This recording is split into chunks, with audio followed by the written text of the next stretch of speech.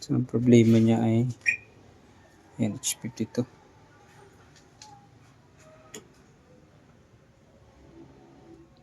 H52 na 12.5.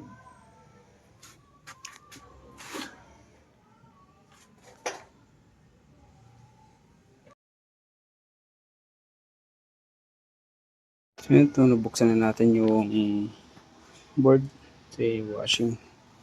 So yan ang problema, sunog. Yan, buksan natin yan dito sa likod. Dito. Open natin mga kalukban.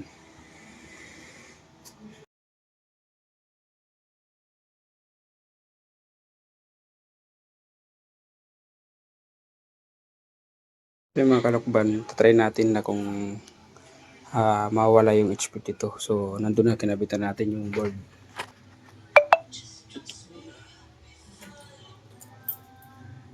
On natin ito mga kalukban. So, meron na.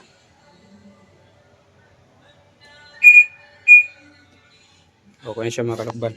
Wala na yung error na H52. So, yan, okay na po mga kalukban yung ginagawa nating washing machine. Wala siyang error. Sa mga ganito pala, ang bigay ko po dito ay 1 year warranty binibigay ko po mga kalukban. Yan sir. Pag nagka-problema na bumalik ulit yung H52 at wala pang 1 year warranty, i-message lang po ako.